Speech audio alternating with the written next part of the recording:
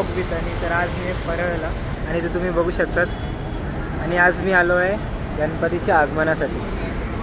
आता मी आलो तेव्हा झाले 3-4 गणपतींचे आगमन आणि अजून पण एक आता होतं आहे तिकडून एक गणपती येतो तुम्हाला दाखवतो आणि आधीचे पण दाखवतो.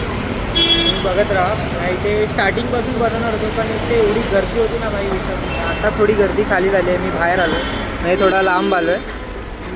इथे ब्रिजच्या खालीच उभं आहे. इथे जेवढे पण गणपती इथून पास होतील ते सगळे आपल्याला दिसत जातील. इथेच आपण उभे राहूया. जेवढे जेवढे गणपती आहेत तेवढे बघूया आणि पुढचं मी तुम्हाला सीन दाखवत राहीन.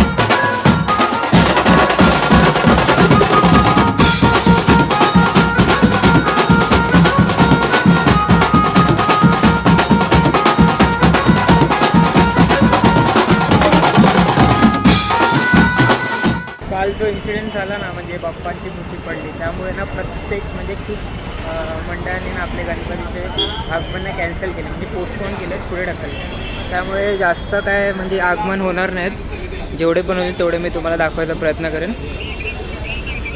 आता मोजून म्हणजे मी जेव्हा आलो तेव्हापासून टोटल 4 काय 5 गणपतींचे आगमन झालेले आहेत. तर त्याचे मी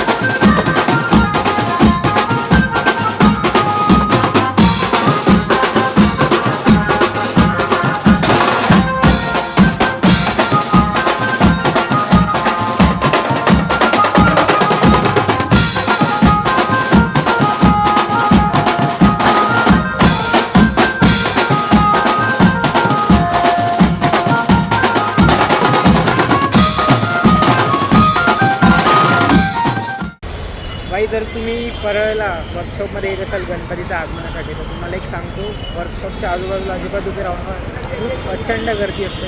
तुम्ही एक काम करा वर्कशॉपच्या बाहेर जावा. तिकडे त्या ब्रिजच्या साईडला ना तुम्ही आरामात उभे राहून चांगला शूट घेऊ शकता. आता मी बघा तिकडे माझ्या इथे समोर या साईडला असा वर्कशॉप आहे, तिकडे गेलात तर इथून असं मागे आलात ना त्या ब्रिजच्या खाली उभे राहिलात ना तुम्ही इकडे याच्या खाली ब्रिजच्या खाली, तर चांगलं तुम्हाला शूट घ्यायला येईल. कारण बहुतेक गणपती तिकडून ह्या साईडला याच रस्त्याने असतात, तर तुम्हाला चांगलं शॉट वगैरे घ्यायला भेटेल. हे बघा ते बहुतेक गणपती ना परळ वर्कशॉपच्या रस्त्यातूनच येतात, इथून खालच्या ब्रिजने जाणार. तुम्ही खालच्या ब्रिज, अरे हा ना भाई काय ब्लॉग भी त्यांनी इथून